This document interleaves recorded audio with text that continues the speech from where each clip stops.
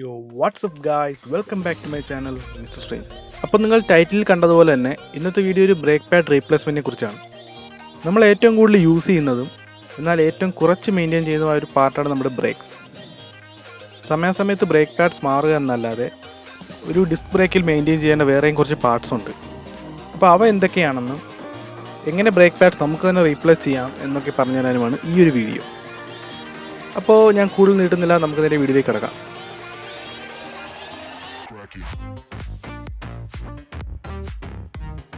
അപ്പോൾ ഇതിന് ഞാൻ യൂസ് ചെയ്തിരിക്കുന്ന ടൂൾസ് എന്ന് പറയുന്നത് 10mm-ൻ്റെയും 12mm-ൻ്റെയും സോക്കറ്റ്, അതിൻ്റെ ഹാൻഡില്, പിന്നെ ചെറുതും വലുതുമായ 2 ഫ്ലാറ്റ് ഹെഡ് സ്ക്രൂ ഡ്രൈവേഴ്സ്, പിന്നെ ഒരു പ്ലെയർ, പിന്നെ ഒരു മെറ്റൽ വയർ ബ്രഷ്. അപ്പോൾ ഇതിൻ്റെ പ്രോസസ്സിലേക്ക് കിടക്കുന്നതിന് മുമ്പ് ഒരു ബ്രേക്ക് കാലിപ്പറിൽ എന്തൊക്കെ പാർട്സ് ഉണ്ട് എന്ന് നമുക്ക് നോക്കാം. ഇതാണ് ബ്രേക്ക് ഹോസ്. ഇതിലൂടെയാണ് നമ്മുടെ ബ്രേക്ക് ഫ്ലൂയിഡ് മാസ്റ്റർ സിലിണ്ടറിൽ നിന്നും കാലിപ്പറിലോട്ട് എത്തുന്നത്.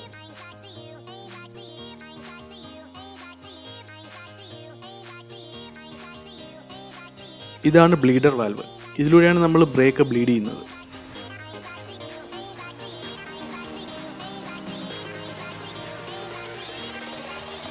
ഈ ഒരു കണക്ഷൻ നമ്മുടെ സ്പീഡ് സെൻസറിലോട്ടുള്ള കണക്ഷനാണ്. ഇനി നമുക്ക് വേണ്ടത് നമുക്കിനി 3 ബോൾട്ട്സ് അയച്ചെടുക്കണം. അപ്പോൾ അതിനായി ഞാൻ ഇവിടെ യൂസ് ചെയ്യുന്ന ഒരു 12mm-ൻ്റെ സോക്കറ്റാണ്, കൂടെ അതിൻ്റെ ഹാൻഡിലും.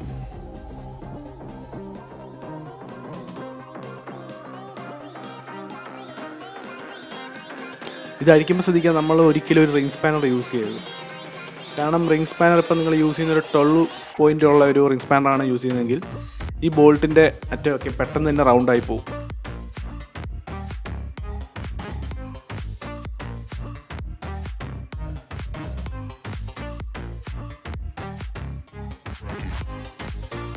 ഓക്കെ, അപ്പോൾ നമ്മൾ ഈ ബോൾട്ട് ഇപ്പോൾ അഴിക്കുന്നില്ല. നമുക്ക് ആദ്യം മുകളിലത്തെ ബോൾട്ട് അഴിക്കാം. അതിന് ഞാനിവിടെ യൂസ് ചെയ്യുന്നത് 10mm-ൻ്റെ സോക്കറ്റാണ്.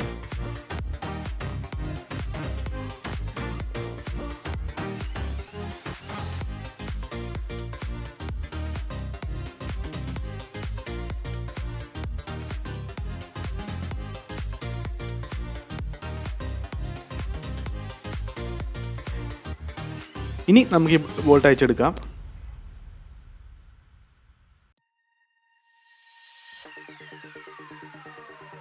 ബോൾട്ട് അയച്ചതിന് ശേഷം നമുക്ക് ഈ കാലിപ്പർ പതുക്കെ സൂക്ഷിച്ച് ഊരിയെടുക്കാം.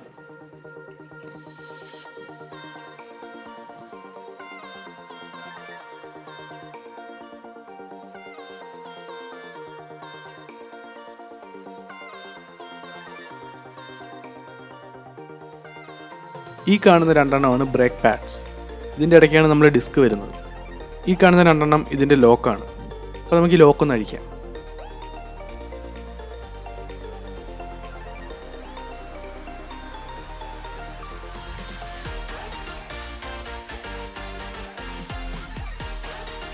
അടുത്ത സൈഡിൽ ലോക്ക് അഴിക്കാൻ ഇച്ചിരി പാടാണ്. അതുകൊണ്ട് ഞാനിവിടെ ഒരു ഫ്ലാറ്റ് ഹെഡ് സ്ക്രൂ ഡ്രൈവറാണ് യൂസ് ചെയ്യുന്നത്.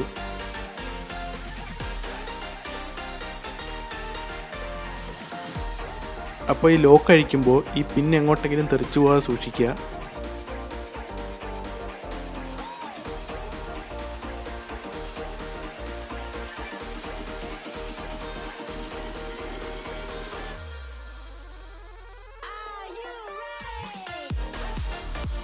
അടുത്ത് നമുക്ക് ഈ പിന്ന് ഊരിയെടുക്കണം. ഈ പിന്ന് ഊരിയെടുക്കാൻ നമുക്ക് ഈ സൈഡിൽ നിന്ന് പ്രസ് ചെയ്യാം. അപ്പോൾ ഇതിനപ്പുറം എനിക്ക് കൈ കൊണ്ട് പ്രസ് ചെയ്യാൻ സാധിക്കില്ല. അപ്പോൾ അതുകൊണ്ട് ഞാനിവിടെ ഒരു ചെറിയ flat head screw driver use ചെയ്യുകയാണ്.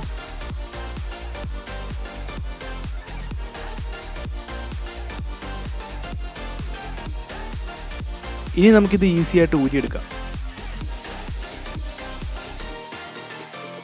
പിന്നെ ഊരി വന്നു കഴിഞ്ഞാൽ നമുക്ക് ഈ 2 ബ്രേക്ക് പാഡ്സും ഊരിയെടുക്കാവുന്നതാണ്.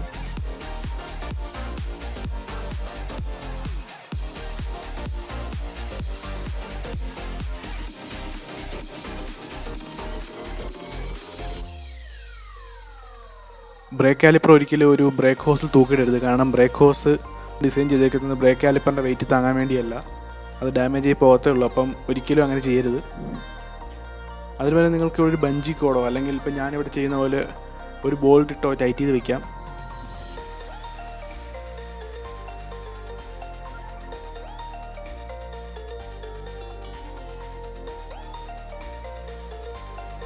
ഇപ്പോൾ നിങ്ങൾക്ക് കാണാം നമ്മുടെ ബ്രേക്ക് ഹോസിന് സ്ട്രെസ് വരാതെ വെയിറ്റ് മുഴുവൻ ബോൾട്ടിലാണ് ഇരിക്കുന്നത്.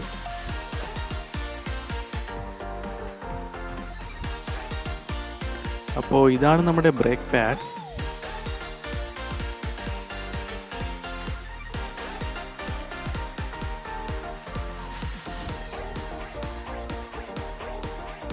അപ്പോൾ ഇതിൻ്റെ ഏറ്റവും താഴെ വരുന്ന പോർഷനാണ് ഇതിൻ്റെ ബാക്കിംഗ് പ്ലേറ്റ്.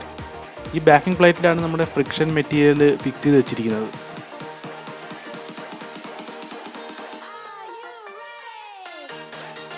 ഈ ഫ്രിക്ഷൻ മെറ്റീരിയലാണ് നമ്മൾ ബ്രേക്ക് പിടിക്കുമ്പോൾ ഡിസ്കുമായിട്ട് റബ്ബ് ചെയ്യുന്നത്.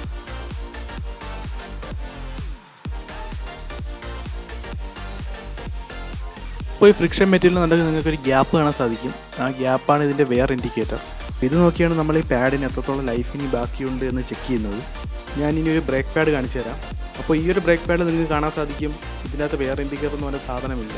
ഇത് കംപ്ലീറ്റ് ആയിട്ട് തേഞ്ഞ് തീർന്നിരിക്കുകയാണ്.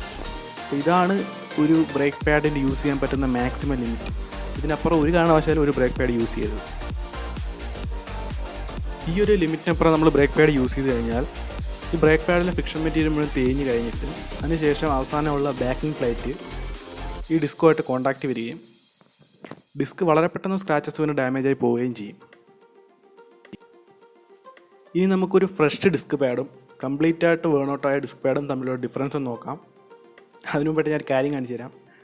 FC യൂസ് ചെയ്യുമ്പോൾ ഉള്ള ഏറ്റവും വലിയ അഡ്വാൻറ്റേജ് ആണിത്. സ്പെയർസ് എല്ലാം വളരെ ചീപ്പാണ്. ഇവിടെ ബ്രേക്ക് പാഡ് റേറ്റിംഗ് കാണാൻ സാധിക്കും, വെറും 152 രൂപയേ ഉള്ളൂ.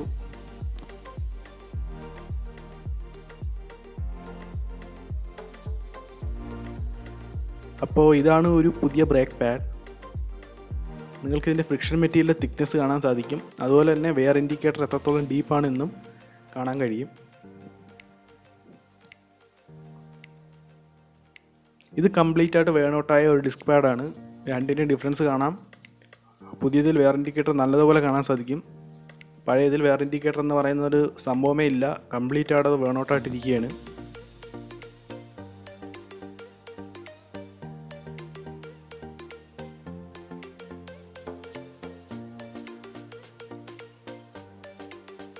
ഇതാണ് കാലിപ്പറിൻ്റെ മൗണ്ടിങ് ബ്രാക്കറ്റ്. ഈ കാണുന്ന രണ്ടെണ്ണമാണ് ഇതിൻ്റെ ഗൈഡ് പിൻസ് എന്ന് പറയുന്നത്. അപ്പോൾ ഇത് പ്രോപ്പറായിട്ട് വർക്ക് ചെയ്യുന്നുണ്ടോ എന്ന് ചെക്ക് ചെയ്യുക. ഇത് പ്രോപ്പറായിട്ട് വർക്ക് ചെയ്യുന്നില്ല, സ്റ്റക്കായിട്ടിരിക്കുകയാണ് എന്നുണ്ടെങ്കിൽ നമ്മുടെ ബ്രേക്ക് പാഡ് വളരെ പെട്ടെന്ന് തേഞ്ഞ് തീരുന്നതാണ്. ഇവിടെ ഇപ്പോൾ എൻ്റെ ഗൈഡ് പിൻ സ്മൂത്തായിട്ടാണ് വർക്ക് ചെയ്യുന്നത്. പക്ഷേ എങ്കിലും നിങ്ങൾക്ക് വേണ്ടി ഞാൻ എങ്ങനെയാണ് ക്ലീൻ ചെയ്ത് ലൂബ് ചെയ്യുന്നതെന്ന് കാണിച്ചു തരാം.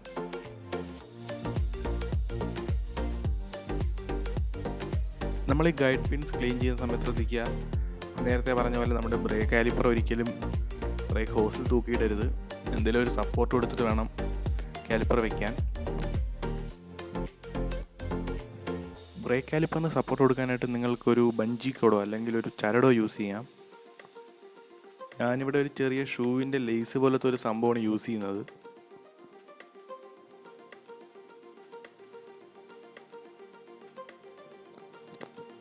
നമുക്കിനി കാലിപ്പർ ഗൈഡ് പിൻസും മറ്റുമൊക്കെ എങ്ങനെയാണ് ക്ലീൻ ചെയ്യുന്നത് നോക്കാം. ഇത് ഈ സൈഡിലെ ഗൈഡ് പിന്നും ഇത് നമ്മുടെ കാലിപ്പറിൽ നിന്നുള്ള ഗൈഡ് പിൻ കയറാനുള്ള ബൂട്ടുമാണ്.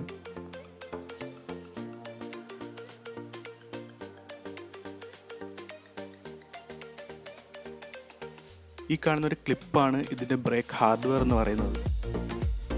നമ്മുടെ ബ്രേക്ക് പാഡിൻ്റെ അറ്റം ഈ ബ്രേക്ക് ഹാർഡ്വെയർ വഴിയാണ് സ്മൂത്തായിട്ട് മൂവ് ചെയ്യുന്നത്. കാരണം ഇത് സ്മൂത്തായിട്ട് മൂവ് ചെയ്താൽ മാത്രമേ ബ്രേക്ക് കറക്റ്റായി വർക്ക് ചെയ്യത്തുള്ളൂ. ഇത് എവിടെയെങ്കിലും സ്റ്റക്കായിട്ടിരിക്കുകയാണെങ്കിൽ ബ്രേക്ക് പ്രോപ്പറായിട്ട് വർക്ക് ചെയ്യില്ല. അപ്പോൾ നമുക്ക് ആദ്യമായിട്ട് ഈ ബ്രേക്ക് ഹാർഡ്വെയർ ഒന്ന് ക്ലീൻ ചെയ്യണം. അതിനായിട്ട് ഇതൊന്ന് ഇളക്കിയെടുക്കാം.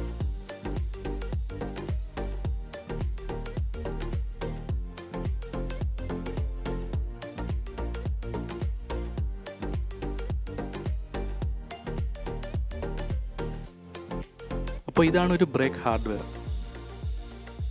നമുക്കിതൊരു മെറ്റൽ വയർ ബ്രഷ് ഉപയോഗിച്ചൊന്ന് ക്ലീൻ ചെയ്തെടുക്കാം. ഇവിടെ നിങ്ങൾക്ക് കാണാം, ഇത് ബ്രേക്കിൻ്റെ പൊടിയും തുരുമ്പും ഒക്കെ കയറി ഇച്ചിരി ഹാർഡായിട്ടിരിക്കുകയാണ്.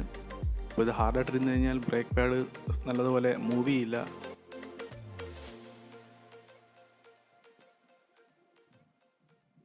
ഓക്കെ, അപ്പോൾ നമ്മുടെ ബ്രേക്ക് ഹാർഡ്വെയർ നമ്മൾ ക്ലീൻ ചെയ്ത് കഴിഞ്ഞു. ഇവിടെ നിങ്ങൾക്ക് കാണാം, ഇത് ഒരുപാട് സ്മൂത്തായിട്ടുണ്ട്.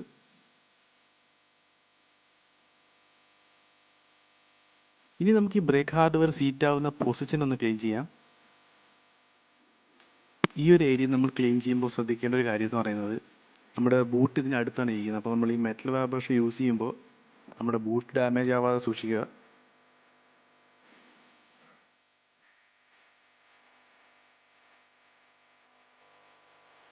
ഇനി നമുക്ക് ഈ ഗൈഡ് പിന്നും ഈ റബ്ബർ ബൂട്ടും നല്ലതുപോലെ ക്ലീൻ ചെയ്ത് വൃത്തിയാക്കണം.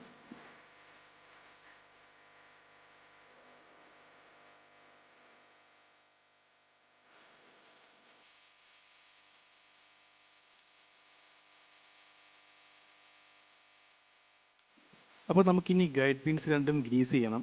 പക്ഷേ ഗ്രീസ് ചെയ്യുമ്പോൾ ശ്രദ്ധിക്കേണ്ട ഒരു കാര്യം എന്ന് പറയുന്നത്, ഇവിടെ റബ്ബർ ബൂട്ട് യൂസ് ചെയ്യുന്നതുകൊണ്ട് നമുക്കൊരിക്കലും ഒരു പെട്രോളിയം ബേസ്ഡ് ഗ്രീസ് യൂസ് ചെയ്യാൻ സാധിക്കില്ല.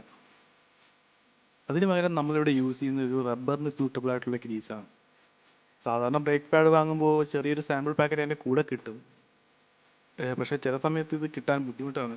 ഇപ്പോൾ ഇനി നിങ്ങൾക്ക് ഇത് കിട്ടാൻ പാടാണെന്നുണ്ടെങ്കിൽ വിഷമിക്കേണ്ട, വഴിയുണ്ട്. നേരെ നമ്മുടെ മാനേജറുടെ സ്പെയർ പാർട്സോടെ ചെല്ലുക.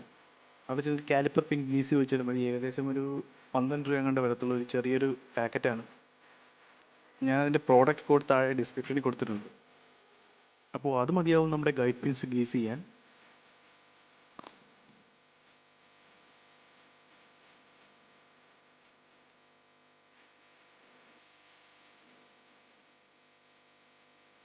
രണ്ട് ഗൈഡ് പിൻസും നല്ലതുപോലെ ഗ്രീസ് ചെയ്യാൻ മറക്കരുത്.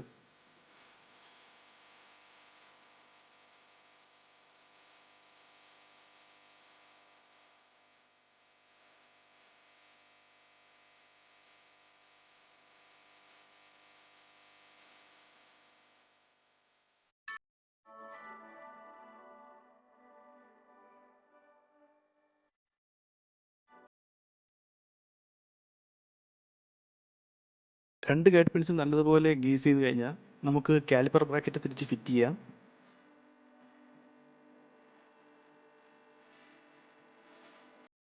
കാലിപ്പർ ബ്രാക്കറ്റ് ഫിറ്റ് ചെയ്യുന്നതിന് മുമ്പ് അതിൽ ബ്രേക്ക് ഹാർഡ്വെയർ ഫിറ്റ് ചെയ്യാൻ മറന്നു പോകരുത്.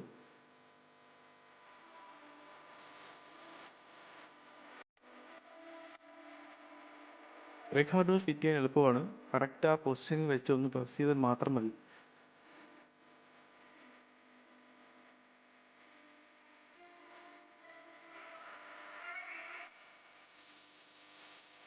രണ്ട് സൈഡും പ്രോപ്പറായിട്ട് സീറ്റായി എന്ന് നോക്കി ഉറപ്പുവരുത്തുക.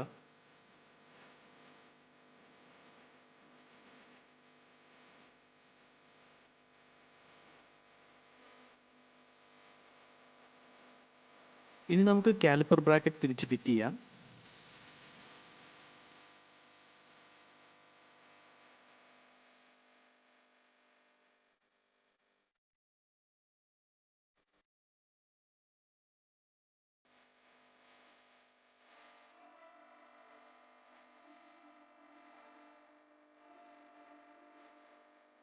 ഇനി നമുക്ക് എക്സസ് ഒന്ന് ഗ്രീസ് ഒന്ന് ക്ലീൻ ചെയ്യാം.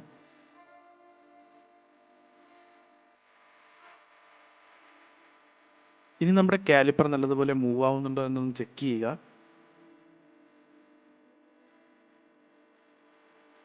അടുത്തതായി നമുക്ക് ചെയ്യാനുള്ളത് ഈ രണ്ട് പിസ്റ്റൺ കംപ്രസ് ചെയ്യുക എന്നുള്ളതാണ്. ഈ പിസ്റ്റൺ കംപ്രസ് ചെയ്യുന്നത് എന്തിനാണെന്ന് ചോദിച്ചാൽ, പാഡ് തേഞ്ഞ് തീരുന്നതനുസരിച്ച് ഈ പിസ്റ്റൺ പുറത്തേക്ക് തള്ളി വരും. അപ്പോൾ പുതിയൊരു ബ്രേക്ക് പാഡ് ഇടുന്ന സമയത്ത് അതിൻ്റെ ഫ്രിക്ഷൻ മെറ്റീരിയൽ തിക്ക് ആയതുകൊണ്ട് നമുക്ക് ഡയറക്റ്റ് ആയിട്ട് ഇടാൻ സാധിക്കില്ല. അപ്പോൾ ഈ പിസ്റ്റൺ കംപ്രസ് ചെയ്താൽ മാത്രമേ നമുക്കൊരു പുതിയ ബ്രേക്ക് പാഡ് ഇടാൻ സാധിക്കുകയുള്ളൂ.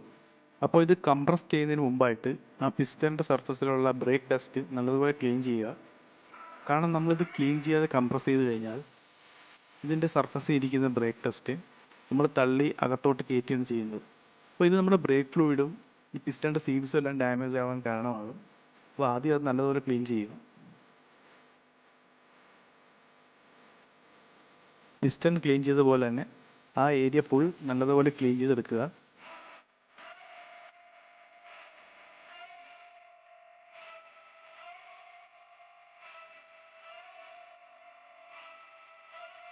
ഇത് ആൻറ്റി റാറ്റ്ലിംഗ് പ്ലേറ്റാണ്.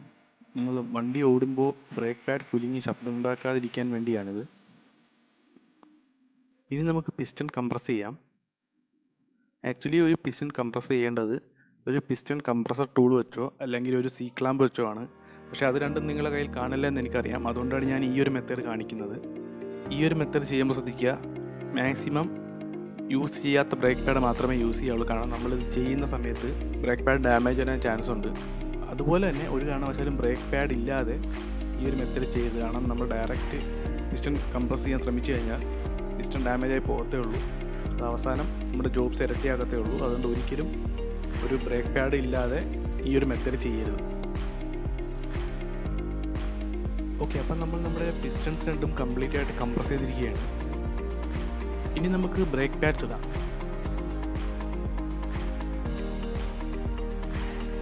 ബ്രേക്ക് പാഡ് ഇടുമ്പോൾ ശ്രദ്ധിക്കുക, നമ്മുടെ ബ്രേക്ക് പാഡിൻ്റെ മുകളിലത്തെ പാർട്ട് കറക്റ്റായിട്ട് നമ്മുടെ ബ്രേക്ക് ഹാർഡ്വെയറിൻ്റെ ഗ്യാപ്പിൽ തന്നെ വരുന്ന രീതിയിൽ ഇടണം.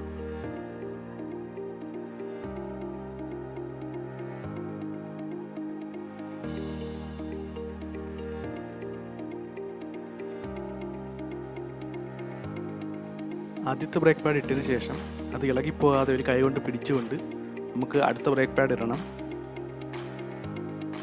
ഇവിടെയും മുകളിലത്തെ ഗ്യാപ്പ് കറക്റ്റായിട്ട് കയറാൻ ശ്രദ്ധിക്കുക.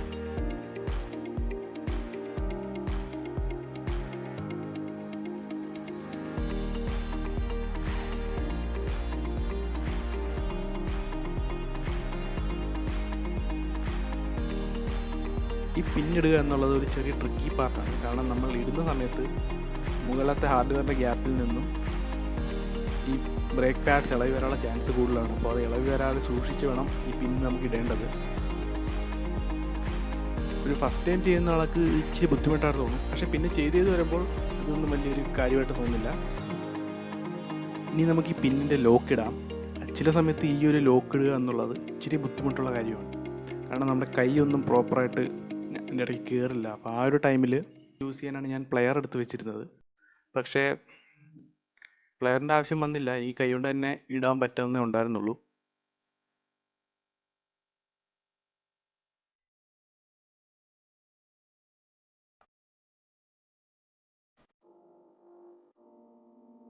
ഓക്കെ, അപ്പോൾ നമ്മുടെ ബ്രേക്ക് പാഡ് റീപ്ലേസ്മെൻറ്റിൻ്റെ പ്രോസസ്സുകളെല്ലാം കഴിഞ്ഞിരിക്കുകയാണ്. ഇനി നമുക്ക് ഈ കാലിപ്പർ തിരിച്ച് ഫിറ്റ് ചെയ്യാം. കാലിപ്പർ ഫിറ്റ് ചെയ്യുന്നതിന് മുമ്പ് നമ്മുടെ ബ്രേക്ക് പാഡ്സ് രണ്ടും പ്രോപ്പറായിട്ടാണ് ഫിറ്റ് ആയിരിക്കുന്നതെന്ന് ഉറപ്പുവരുത്തുക. അതിനുശേഷം നമ്മുടെ ബ്രേക്ക് പാഡ് രണ്ടിൻ്റെയും ഇടയിലോട്ട് ഡിസ്ക് കയറ്റി വെച്ച ശേഷം ബോൾട്ട് ഇടാം.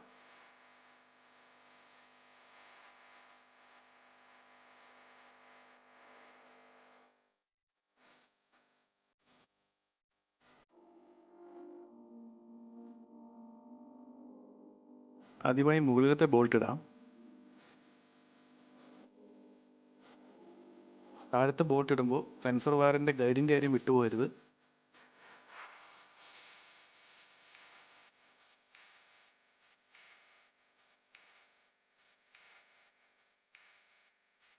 ഇനി മുകളിലുള്ള ബോൾട്ട് കൂടി ഇട്ട് നമുക്ക് ടൈറ്റ് ചെയ്യാം.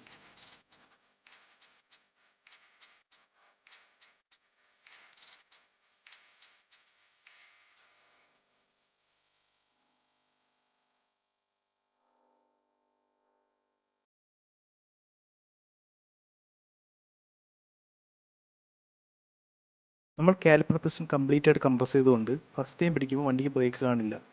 അപ്പോൾ നമ്മളൊരു 4-5 തവണ പമ്പ് ചെയ്ത് ബ്രേക്ക് സെറ്റ് ആയതിനു ശേഷം മാത്രമേ വണ്ടി എടുക്കാവൂ.